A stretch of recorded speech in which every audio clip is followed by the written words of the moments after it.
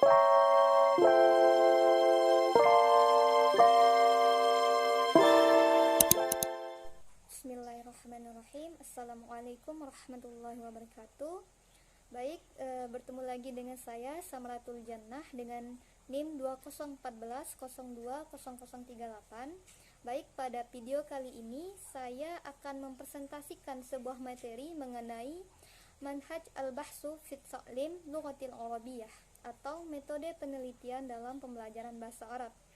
Nah, kita mulai dengan mengenali dan memahami istilah-istilah yang harus kita pahami supaya kedepannya jika kita membahas istilah-istilah ini kita tidak perlu berdebat lagi atau punya tafsiran berbeda mengenai istilah-istilah ini. Adapun istilahnya yaitu metode penelitian. Terdapat dua unsur, yaitu pertama metode. Di sini saya akan membahas terlebih dahulu apa itu metode. Metode yaitu cara kita untuk mengupayakan sesuatu. Jadi, kalau cara kita untuk mengusahakan bikin mie instan, namanya metode bikin mie instan. Cara-caranya untuk mengupayakan sesuatu itu disebut dengan metode. Nah, yang namanya cara pasti ada banyak. Pasti lebih dari satu. Makanya, di dalam ilmu yang mempelajari cara-cara tersebut, cara-cara untuk mengupayakan sesuatu tersebut namanya metodologi. Beda antara metode sama metodologi. Metode itu cara kita untuk mengupayakan sesuatu, sedangkan cara-cara untuk mengupayakan sesuatu yang terdiri dari banyak cara itu dinamakan metodologi. Lalu apa itu penelitian? Penelitian atau riset yaitu sebuah usaha untuk mencari kembali atau menelaah kembali apa-apa yang sepertinya jelas tampaknya. Tujuannya untuk apa? Agar kita dapat mengambil kesimpulan atau menemukan sebuah hasil atau fakta yang berbeda atau mungkin yang baru atau malah sesuatu yang lebih tepat tentang suatu masalah pada penelitian kita. Lalu apa itu masalah? Masalah adalah sesuatu yang tidak sesuai dengan yang diharapkan atau tidak sesuainya antara teori dengan kenyataan. Jadi kesimpulannya, metodologi penelitian itu adalah langkah-langkah yang dapat dipertanggungjawabkan untuk memecahkan masalah atau mencari jawaban atas suatu masalah. Nah, di dalam penelitian bahasa Arab ini, seorang peneliti dapat meneliti dari dua komponen bahasa Arab. Pertama dari anasir atau unsur-unsur bahasa yang terdapat 4. Pertama al-aswat, itu suara. Al-mufradat, itu kosakata. Yang ketiga qawaid, yaitu kaidah-kaidah bahasa Arab. Yang keempat itu balaghah atau menyampaikan.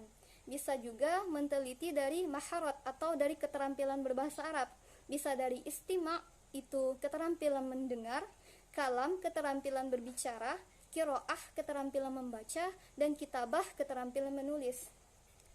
Mungkin sampai di situ mudah-mudahan teman-teman bisa mengerti. Selanjutnya kita akan masuk kepada pembahasan al-mushkilah fi khalfiyatil bahas wa dirasatul awliyah, atau yang lebih terperinci. Pertama yaitu kita akan membahas khalfiyatul bahas atau latar belakang penelitian tersebut.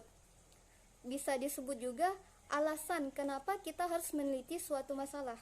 Di dalam penelitian kuantitatif kita menggunakan pola deduktif, artinya dari hal yang umum ke yang khusus.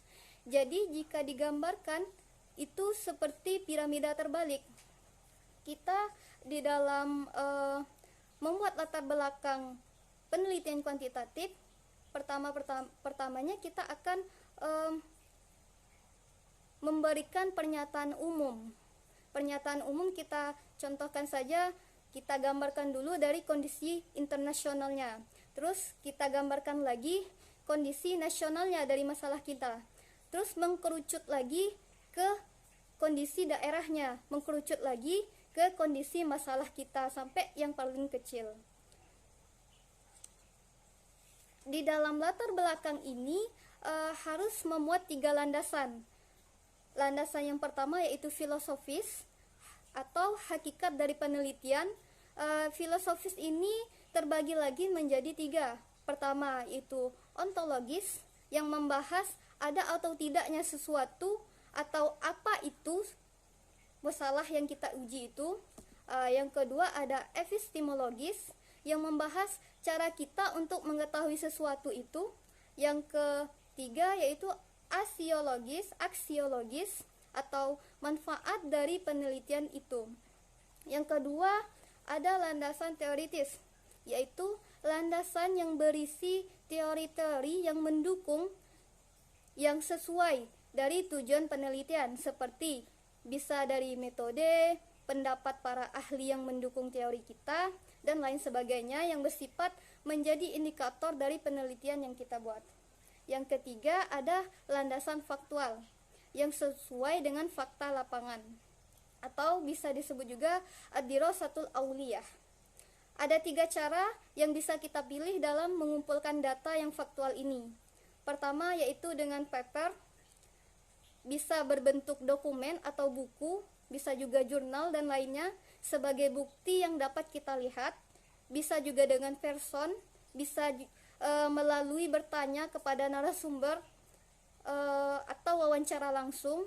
Yang ketiga bisa dengan pledge, yaitu kita bisa melakukan observasi langsung ke tempatnya atau melakukan penelitian secara berkala sesuai batas waktu yang ditetapkan. Jika kita ingin memperkuat hasil penelitian kita pada fakta faktual ini, akan lebih bagus atau akan lebih sempurna jika kita memuat 3 dari yang saya sebutkan tadi. Bisa dari paper, person, dan pledge. Itu akan lebih menguatkan dari penelitian kita. Selanjutnya kita akan membahas tentang ikhtiyar al-maudu' wa dirasatis sabiqah, atau memilih judul penelitian yang terdahulu. Di sini kita bisa memilih dan mencari penelitian yang terdahulu mengenai topik yang sama, yang akan kita bandingkan dengan penelitian yang akan kita teliti, baik itu dari kerelevanannya atau relevansinya, terutama apa perbedaannya dan persamaannya dengan penelitian yang akan kita laksanakan. Dengan melampirkan nama penulis skripsi, judul, tujuan, metode, dan hasil penelitian. Di dalam penelitian kuantitatif akan merumuskan hipotesis. Baik, selanjutnya yaitu mengenai apa-apa saja yang ada dalam sebuah penelitian. Pertama, kita perlu mengetahui apa sih perbedaan asumsi dan hipotesis itu.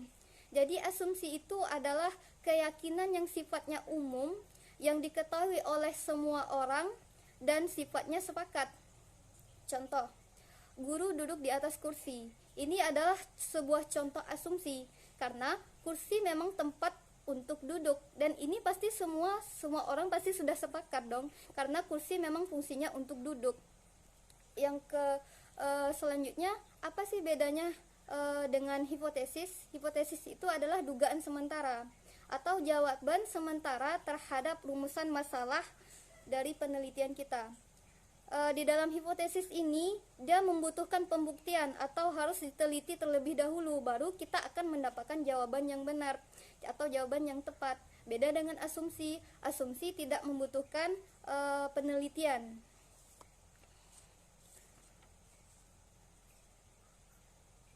Baik, di dalam sebuah pembuktian eksperimen dengan HA berpengaruh, kalau dengan HO tidak berpengaruh.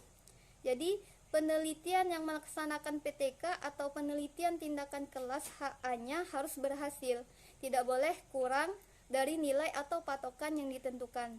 Jika tidak berhasil, maka harus membenahi ulang dan mencoba kembali. Mungkin hanya itu dari saya, kurang lebihnya saya mohon maaf. Saya sudahi. Wassalamualaikum warahmatullahi wabarakatuh.